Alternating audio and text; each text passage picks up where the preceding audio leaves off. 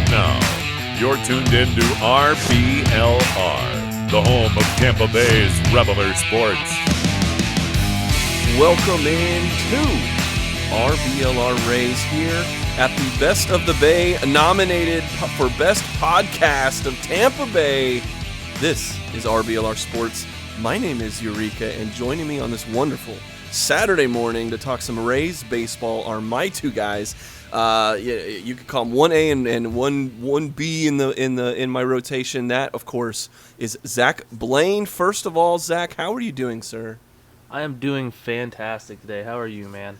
Living the dream, big man. It was a fun week. We saw a lot of fireworks, and we have some things to ponder, of course, on the mound. And Yes, to sir. talk about all that with us is, of course, Ben Whitelaw as well. Ben, what's up, man? Hey, good morning. Man, it is, we got some ups and some downs, just like every other week. Overall, pretty successful, though. If you look at 4 wins and 3 losses, mostly because of the lowly Baltimore Orioles. But then we get a little taste of the heavyweight bout that is the Chicago White Sox versus the Rays. The Rays still sitting atop the AL East, 4 games ahead of the newly minted number 2 team, the New York Yankees, who Zack was running it with threw me off air here. They are on a tear.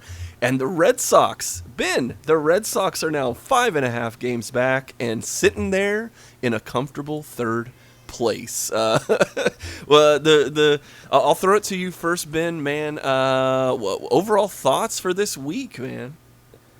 The pitching staff continues to be like a revolving door, but Cash and Kyle Snyder and the rest of the coaching staff does a great job to still like get the most out of them. Their performance has been solid. Some of the starters are coming back around, so it's always good to see that. And Zack, man, I keep saying Zack, man. Like, I'm not calling you Zack. I'm not saying Zack, man. It's Zack, man. But Mr. Blaine, how did you feel about this week in Rays baseball? I gotta agree with Ben. It was the pitching we can't seem to find, or not find, but like he said, we've got some people coming back, so it should be, instead of the revolving door, we should have a more steady group of guys in there. Offensively, against Baltimore, we were amazing again. So yeah, I think it was overall a solid week for us. Not the best, not the worst. Yeah, I'll throw this question to both you guys. We saw the opener frequently this week. Is this going to be a trend, do you think, Ben? I think we might see it a little bit as like Archer's continuing to like build his arm up. I know he's going to start tomorrow, but in the future we might see an opener ahead of him. Honeywell is also getting stretched out in Durham, so he might be someone that'll need an opener. And I know Josh Fleming is now unofficially but officially moved to the bullpen. So as long as they piece together the innings, make sure everybody's healthy into October, I'm fine with whatever they feel is best, because those coaches are a lot smarter than me, so I will put my trust in them. And but yeah, I think we might see the opener sprinkled in a little bit more as they try to manage the innings going into October. Zack, how do you feel about the opener being deployed a little bit more, and do you want to see it more in the future? I wouldn't say I want to see it more in the future, but if we keep having performances like Drew Rasmussen and Colin McHugh had this week, it's not something that I'm opposed to, because they both had very good opening performances. All right, let's get into the week that was. First, we had to finish off the series against the Minnesota Twins. We kind of haven't been talking about them, but we did play 2 games and lost 2 games, the first of which is a 12-0 pounding. Michael Wacha taking the mound for Tampa Bay. 5 innings, 11 hits, 7 earned, 5 strikeouts, but he walked a guy and gave up 2 home runs. Meanwhile, Kenta Maeda, man, a strong start for him. 4 different Twins hit home runs in this game. The Rays offense only produced 3 hits. And even the bullpen, this is just a bad day, The bullpen also giving up runs. I mean, we're talking good guys like Head, Sheriff, Liplow. just a drubbing. I don't know if I want to just like mix both of these Minnesota games in, but Zach, what do we pull out of a 12-0 loss? I mean, as much as I hate to say it, Wacha again did not look good. 11 hits, 7 runs, 2 home runs. It just trying to take any positives out of it is, Arozarena kept his hitting streak alive. Ben, what did Wacha again? This is now the 3rd or 4th week now that we're kind of talking about this. Is it finally time to kind of hang up the Michael Wacha boots here? After that Minnesota start, I would have said maybe he's on a short leash. But his start last night, I'm sure we'll get to that, was definitely a step in the right direction. He just couldn't find his release point though in Minnesota. Like that's been his main struggle. So at first he was struggling with like sequencing his pitches. He wasn't really sure what he was doing there. It was very obvious. And then his release point also wasn't great. Now he's figured out, okay, I'm going to tunnel my cutter and my change, and then fastball is like a complementary pitch. But so he's got the sequencing down, but then his release point still wasn't there. So it's just it's a struggle when that's not happening. So, and the only way you can really fix that release point is with more consistent playing time, but he can't get consistent playing time because he keeps getting shelled like when he gets out there. So, he's had a lot of bad luck, but that start against Minnesota was mostly just poor performance. So, it is what it is. And thankfully, nobody got hurt that game, I believe. So that's a good takeaway, maybe. Well, a little better game to maybe get some analysis out is the very next game. It's a 5-4 loss. 2 Rays, Wander Franco and Mike Zunino were able to hit some home runs. Luis Patino was on the mound, but unfortunately he had some control issues as well, giving up 2 earned over 3 innings, walked 5 guys. And even Sheriff comes in, can't stop the bleeding. Kittredge, Connolly, and Chargois, I thought did some good work, but unfortunately Whistler gives up the winning run. But this game came down to the 9th inning. It was a sacrifice fly to walk off, but other than maybe Austin Meadows having a little bit of a defensive gaffe, this was a lot better of a performance. Yeah, it was definitely much cleaner. Patino still just needs that third pitch, and he's not going to learn that in the major leagues. Like it really sucks to say that because I like him a lot and I love his potential, but he just doesn't have that third pitch, so he's not going to make any progress. And you can't learn it when you're getting kind of like with Wacha, like you can't improve if you can't stay in the game because you're just getting hit around all over the place. So maybe he goes to Durham soon. It wouldn't be the worst thing for him because he really does need to develop more because he's not developing here. The pitcher for Minnesota, I think it was like Charlie Barnes, maybe. I don't know. His last name was Barnes, but he was getting shelled too, but everything was just right at his defenders, so the Rays were a little unlucky there. But overall, it was an okay game from the offense, but Patino just put the team in a bad spot by not getting deep enough into the game. I know that last week I kind of disagreed with Ben on the Patino situation, but after that last game against Minnesota, I agree with you. I think that he direly needs that third pitch, and I don't think he's going to get it by just throwing 3 innings and walking 5. Now, the fact that Tampa walked nine batters and only lost by 1 point, or by 1 run, I can't be. There's no way to win when you're walking nine batters.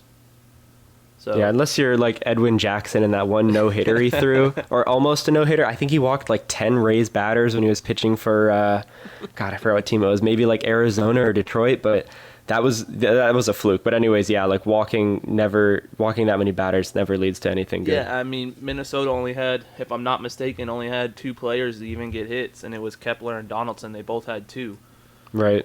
So, I mean, overall, they didn't destroy us, but allowing them 9 free base runners essentially kind of killed us. Well, yeah, it definitely hurt. Well, what didn't hurt was the Baltimore Orioles coming to town because after a little bit of I think the week started out that weekend just was like, oh man, what are we doing? We need to beat some of these guys, and there's no clarity, I guess. Michael Wacha and Luis Patino didn't give us clarity in their situation. Unfortunately, the maybe it was clarity in the other opposite direction. But Baltimore comes in, and what do you know? The offense just starts cranking. It's a 9-2 win. Kevin Kiermeier hit a home run. The returning Mike Brasso hit a homer.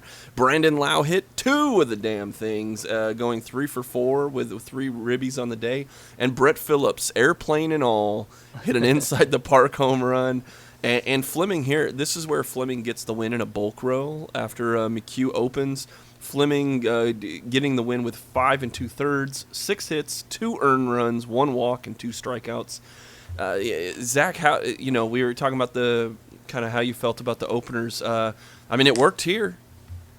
Yeah, exactly. That was what I was gonna say. Is that this is one of the main games I was talking about with McHugh coming in throwing 2 hitless innings. You can't ask for much more from an opener. Well, once we get down to the next game, I guess you can. But that's exactly that's the ideal situation for me in an opener role, is to have someone like Fleming come in after 2 shutout innings and have Fleming come in and just be able to produce. I would also like to point out that Phillips did hit an inside the park home run, and that is. He is the fastest, or the only person that's ever hit 3 grand slams and an inside the park home run in 30 games. So, jeez, yeah, or in a 30-day span. Sorry, he did it in 19 plate appearances. Well, and we're starting a competition now, I guess. KK had one. Now Brett's got one. Can't wait for that Nelson Cruz inside the park home run. Yeah, exactly. Ben, how did you feel about kind of this? Is this kind of a get-right game, you think? I think so, yeah. And I also think that this was the Rays testing out Fleming more as a bulk guy. Like, I don't think they've given up on him as a starter, but I think they're just going to put that on the back burner until maybe spring next year, because now that they've announced that he's going to be available out of the bullpen, I think this game was kind of like the turning point for him moving to a bulk role, which isn't terrible because he's been a good innings eater, so it's not a bad role for him. But I hope he kind of gets another shot at being a starter next season. Anyways, the batting average on balls in play for Fleming was much better this game. In his last outing against the Red Sox, it was in the 640s, which is just unsustainable, unrealistic, and really unlucky. But in this game here, it was in the 280s, which was nice. Colin McHugh, again, just goes out there and throws wiffle balls. I love seeing his stuff on the Pitching Ninja Twitter. He averaged like 22 inches of break on his slider in that outing, so that was really cool. And Matt Harvey he got exposed. He had like a 1.6 something ERA heading into this game in the second half of the season, and everybody for some reason was talking about that on Twitter, and the Rays radio guys were mentioning it, but like his FIP was like in the 5s, so he really was just kind of overperforming, and it was cool to see the Rays expose him like that. I like Matt Harvey as a person, but I like him even more when our offense is facing him, because he has not been the same since he's left New York. So overall, good game from the Rays there offensively and pitching wise. Ben, I was going to ask you now, because we're going to go the next 3 games after this one. It's just yay. High fives all around. But yeah, is this now? Of course, Baltimore comes into this game with an 11-game losing streak. Are they just that bad, or are there maybe is there pitching better than we should be thinking about? Should we feel really good overall in this 4-game streak that we put against them? I think it's kind of like in like the NCAA tournament when like a number 12 seed loses to like a 1 seed. Like, it's supposed to happen, and like it's good that the 1 seed wins, but like you still have to win those games, because if you lose to that 12 seed, I think it creates a lot more questions. So the Rays just have to keep taking care of business against teams that are way below 500 like that. So we're really not learning much about the Rays as a team. But we are getting, some valuable like practice time, I guess, for the pitchers that are coming back from injury or trying to get stretched out or moving into different roles. So they're good for experimentation games. But other than that, like we have to win those games, and they don't really have much value, I don't think. Yeah, it was Zach. I was going to bring in because the next game is a 10-0 win, and I'm kind of like lumping these together. I mean, in this game, Nelson brought the boomstick with 5 ribbies. Zunino extends his home run streak to 5 straight games. Even Randy was raking 4 for 5. And the Orioles only had 4 hits against the stable of Rasmussen, Conley, and Adam Conley and Chris Ellis.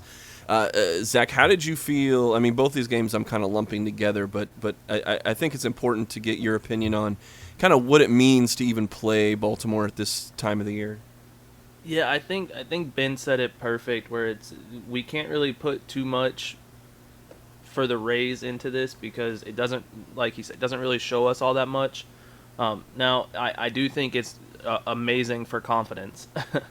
I think that when you go in and you win a series, you sweep a series, it's got to do something for your guys, and also to get Zunino hitting another home run, Cruz hitting 2, I think that's something that'll maybe fire them up going into the next series. And Ben, having Rasmussen in this, going 4 innings, how did you feel about that? That's a little different, huh? It's interesting because I think his best role is in like a 1-inning role at the back of a bullpen, because he really only has 2 pitches essentially, and he's like 27 or 28 now, so I don't think he'll be developing a 3rd pitch at least anytime soon. But the Rays need length right now, so having him in that like 3 to 4 inning role is great. He's good for one time through the order. He gets pretty shaky the second time through because, like we said, he only has 2 pitches. But I like him as kind of like an extended opener where he's getting, more than just an inning or 2. He's possibly going 3 or 4. So the games like this against Baltimore are good for the Rays to experiment with Rasmussen moving into that new role. So I like him there, though, for now. But hopefully next season we see him back at the back end of a bullpen. Speaking of the rotation, we had Ryan Yarborough coming back off IL in the very next game, an 8-4 win again against Baltimore. Wander Franco continues doing really well, 3 for 4. Ji-Man Choi went 2 for 4. 4 Tampa Bay Rays hit doubles in this game. And another opener. Here we go. So we had Lewis Head go 1 inning. He struck out 3, gave up a couple runs though. But then Yarbs comes in, does 5 innings with 1 hit and 3 strikeouts. And then we have Kittredge and Armstrong who come in and give up a couple runs. But I mean, you put 8 on the board, you're going to win. Zach, how did you feel about seeing Yarbs again, and even getting Ji-Man Choi into the action this time? Yeah, Yarbs threw a gem. I can't. 5 innings of 1-hit baseball, 3 Ks. I mean, it was nice to see him come back, and I know we had talked before the show about that velocity, not being all the way back. But what do you expect when you come right off the IL into a game with no rehab? So Yarbs was amazing, and it was nice to see Choi get up there and rip a shot. Now, I did have everyone in the starting 9 got at least 1 hit, so it was just all around a great game for us. Ben, I did want to maybe talk about Nelson Cruz a bit too, just kind of like, when he first got to the Rays, the people were saying his numbers are decreasing, and did they get him at the wrong time, I think was a little bit of a narrative. How do you feel about Nelson Cruz overall, kind of getting right against these Baltimore Orioles? Well, when he was first acquired, he was the biggest trade acquisition at the deadline the Rays have ever made in their history as a franchise. Yeah. And he's still living up to that. He's making the entire team better just with his presence in the lineup, because he's just someone that other teams have to they have to put a circle around him when they look at that lineup card, because he's someone that can hit a home run at any point in the game or, do damage to any pitcher. So he just makes everybody else better because they kind of have to pitch around him, and they have to pitch more to the guys in front of him and behind him. And, Brandon Lowe has been a beneficiary of that, and so is Wander Franco. And the Rays have I think it was a 127 weighted runs created since they acquired Cruz, which is the best in baseball by like 5 or 6 points. So they're 27% above league average offensively against righties and lefties.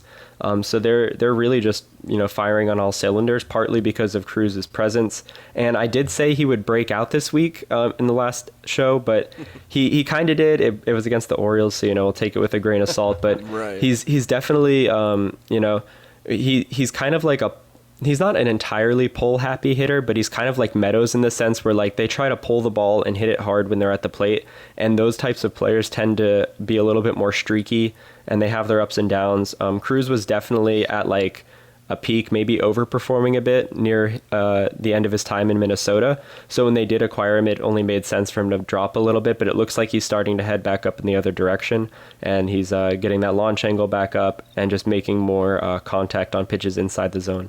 So I love what he's done on the Rays, and he's going to continue to be valuable going forward. And Zach, as I extend even more this Baltimore Oriole conversation without really much new things to talk about game by game, the final game is a 7-2 win, the 14th straight loss for the Orioles. Lowe, though, continues to hit some homers. And I guess maybe the big talking point of this game for you guys is Shane McClanahan goes 5 innings, gives up 5 hits, 1 earned, walks 1 guy, but has 8 strikeouts. Zach, what did you think about McClanahan and anything else we haven't talked about the whole Baltimore series? I think that McClanahan is just cementing his spot as our go-to playoff guy. Another great performance, 1 earned run, 8 Ks. He's just showing us that he can do it, in my opinion. Like you said, Lowe hitting his 29th home run. I'm not going to put too much on this game, especially for our offense, because Lopez was not pitching great. His velocity on his fastball was down, I believe it was 8 miles an hour from what it usually is, so he just did not look healthy. And for us to be out there doing what we did, I'll take it, but I'm not putting too much weight on it. But McClanahan, again, showing why he's, in my opinion, our number 1 guy. Yeah, Ben, talking about Lopez and velocity versus McClanahan's start, how did you see that shaking out? I feel pretty bad for Lopez because it really seems like Baltimore just kind of left him out there to dry. But what other pitchers are they going to put in? Like, I feel like the Rays just like obliterated anybody that was, in the game for Baltimore. So I guess he kind of had to wear it for a little bit. But I hope his, long-term health wasn't sacrificed for, getting through an outing. But yeah, Shane McClanahan looked great. Baltimore's been a team that's been in like the top 5 of the league all season against left-handed pitching. So like they can hit lefties a little bit. So it kind of makes what Yarborough and McClanahan did in those last 2 games against Baltimore even more impressive. And the bullpen continued to look great for the Rays, and just the fact that it's some of the lesser known guys being able to eat innings, it's really helping preserve the bullpen for October because they need that. But like Zach was saying, these games don't really have much to take away from because it is Baltimore. Like, no offense, I'm sure they're very nice people, but they just aren't playing good baseball. And it's been pretty good for the Rays in like their arbitration cases. Like Randy has, I think, almost a 1,500 OPS against Baltimore this season. So that's going to help him make a little bit more money when he goes to arbitration. And I wanted to mention Yarborough's curveball usage has been really, really interesting this season, especially in the second half. So I'm finishing up, writing a little bit about that. But he looked really good, mostly because of that curveball in that start before McClanahan. So overall, great series, though. Stayed healthy, and mostly everybody played pretty well. The big test that I was waiting for, because like you guys have said, it's great to take care of the teams you're supposed to, and that's what great teams do.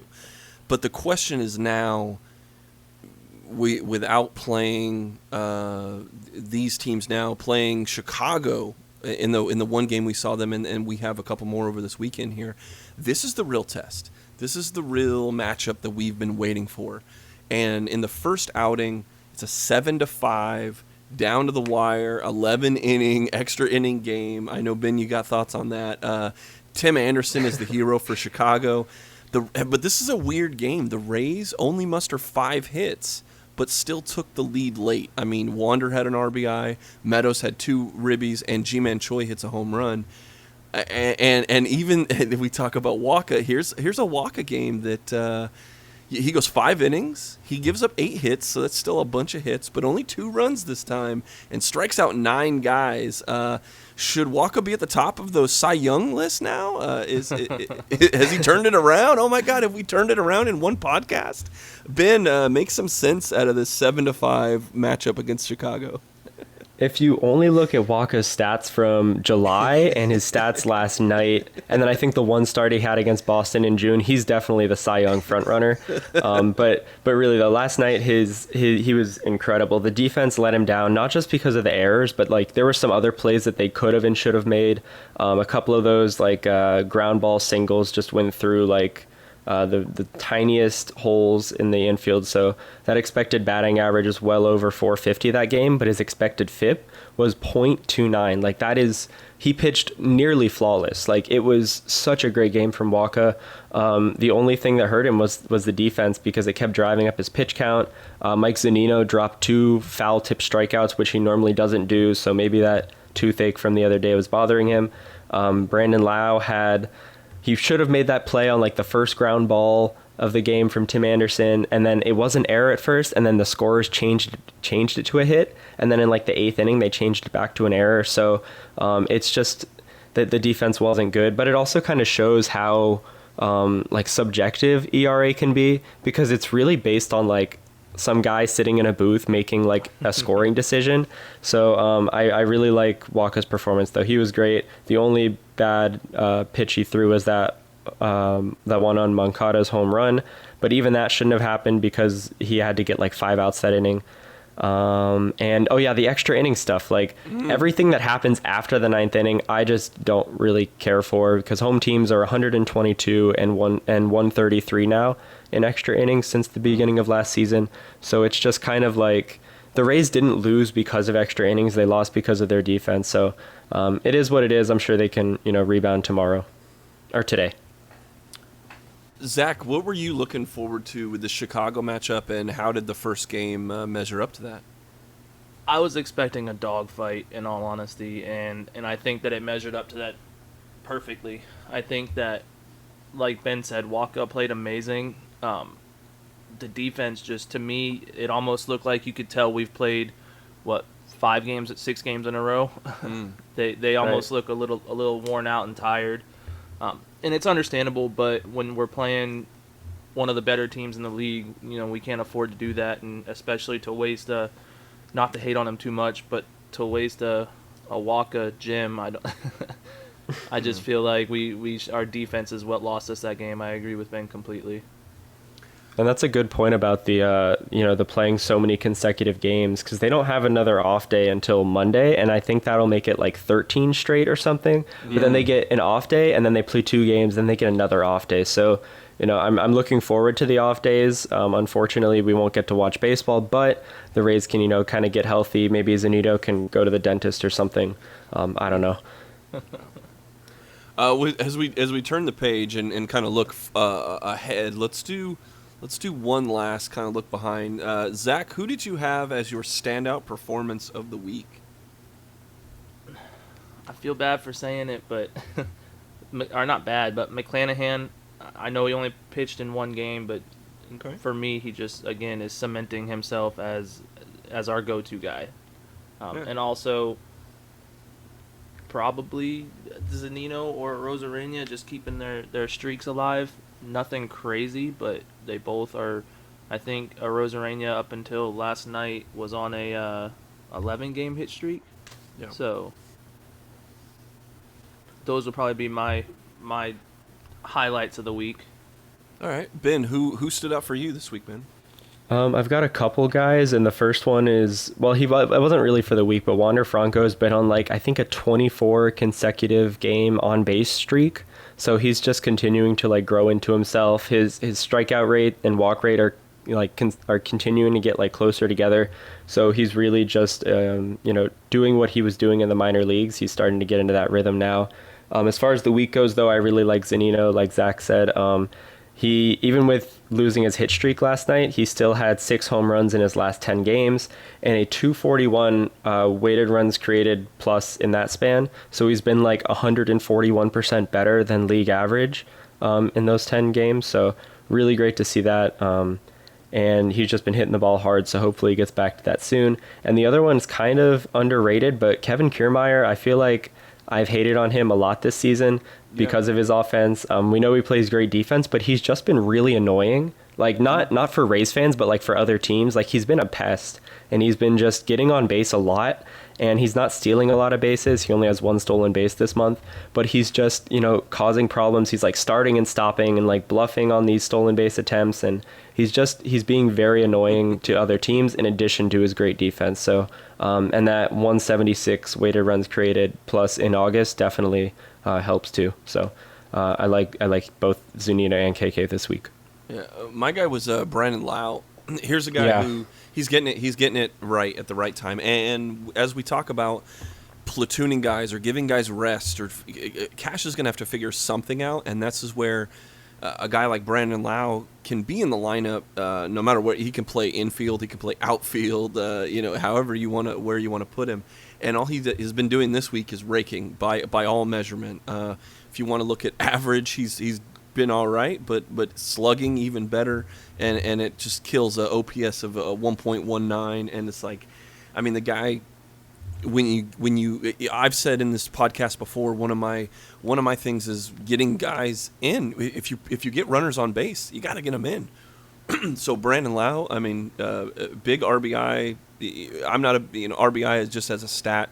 It relies on the whole team, but you got to do it. We were talking about results, and this is one of those results metrics. It's like, did you get the guy in when he was on base? And so, it just by all metrics, I loved Brennan Mckay this week. I mean, the eye test, hitting home runs, great. I mean, it's just fun to watch him hit, and that was my stand-up performance of the week.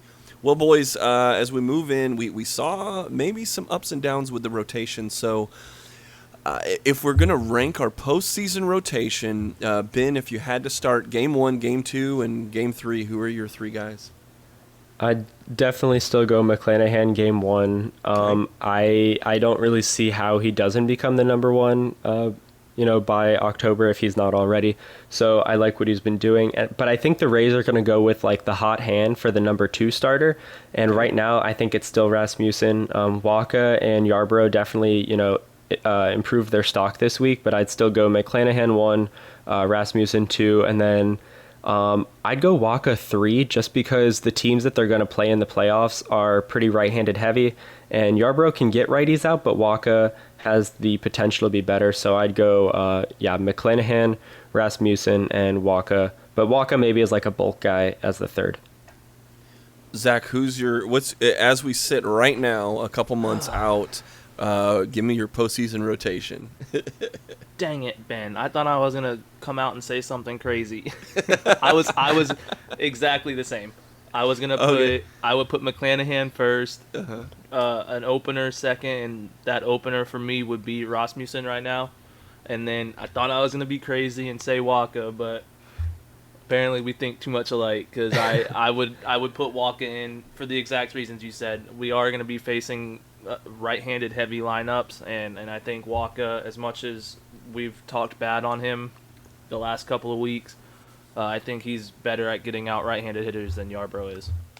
His curveball was really good too last night, so I just like that he was. I mean, it's like it doesn't have a great break or anything, and it's pretty average pitch in terms of like quality, but just the hitters didn't know that he was throwing a curveball because it looks like the same as his change out of the hand. So if he can just continue to sprinkle in curveballs and have like an okay release point, I think he could be 3. But even if he doesn't, I'd still feel comfortable with Yarborough as the 3rd. So yeah, exactly. Agreed.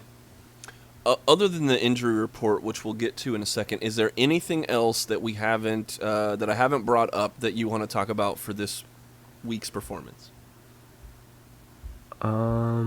I don't think so. I think we're good. Okay. Zach, do you got anything? Yeah, I was going to say the same thing. I think you covered most of it, aside from the fact that Brett Phillips. Yeah. That's Well, all. I just like talking about Brett Phillips.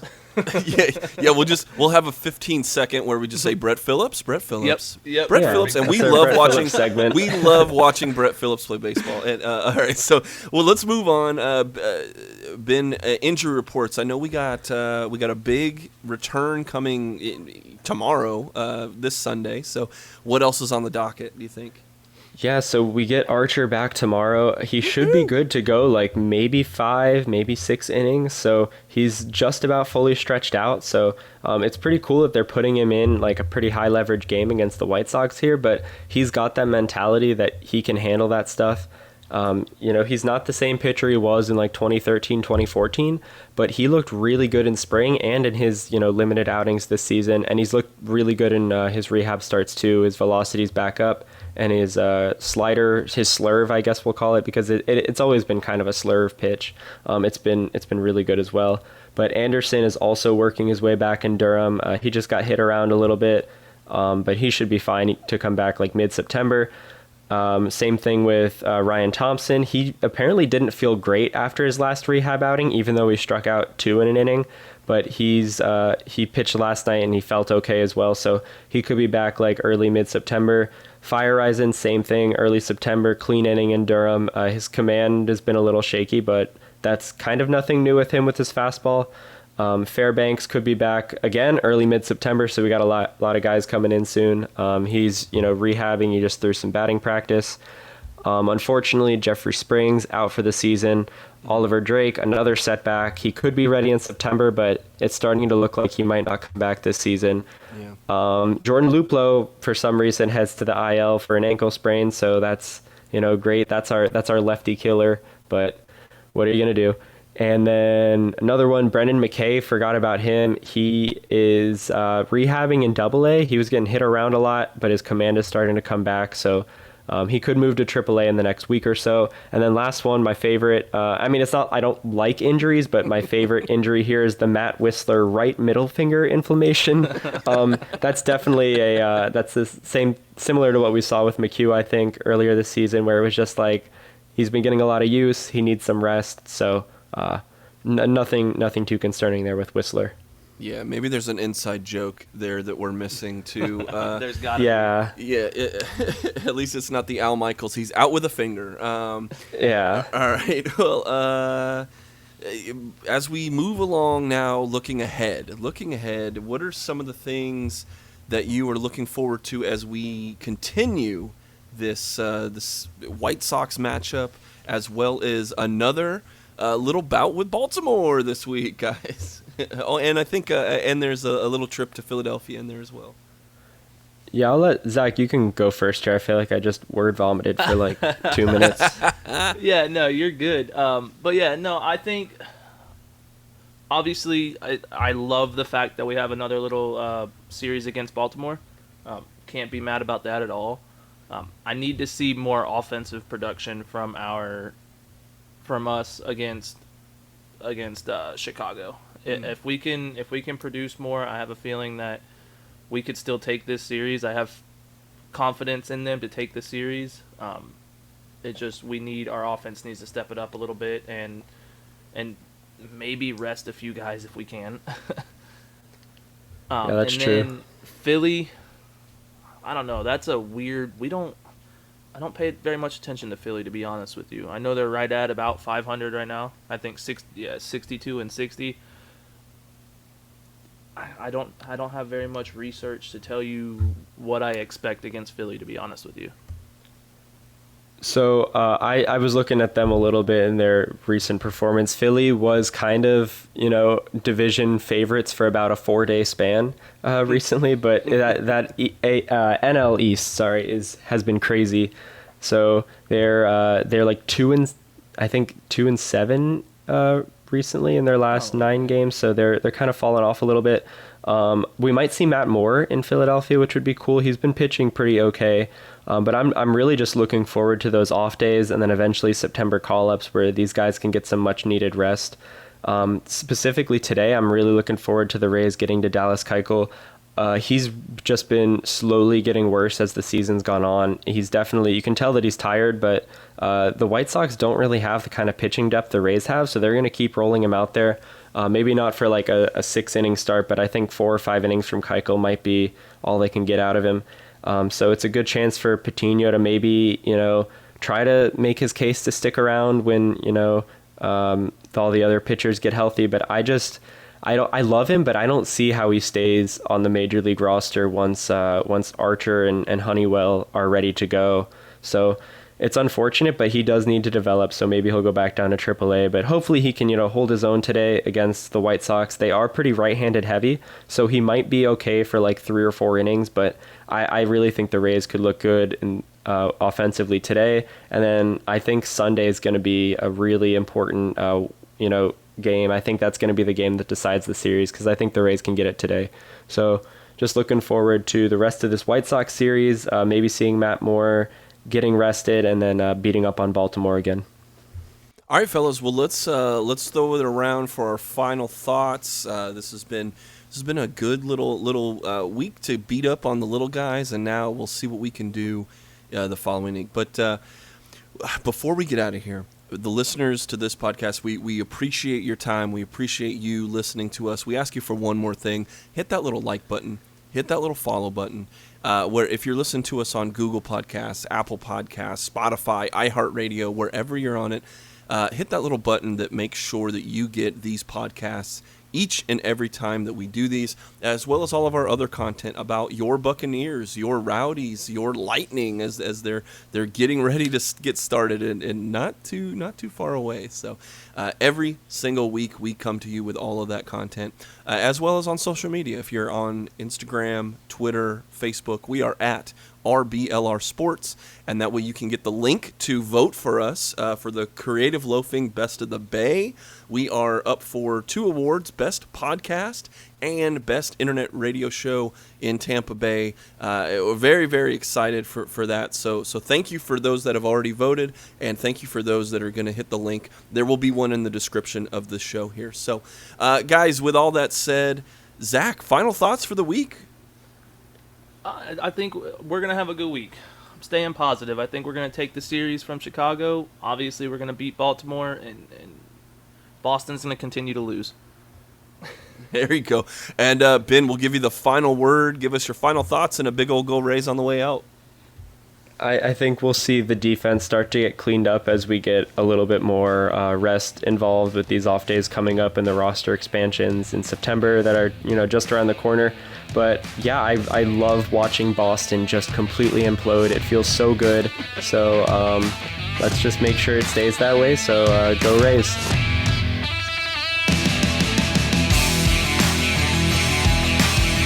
Thank you for tuning into this presentation by RBLR Sports. On your way out of the stadium, please remember to like and subscribe.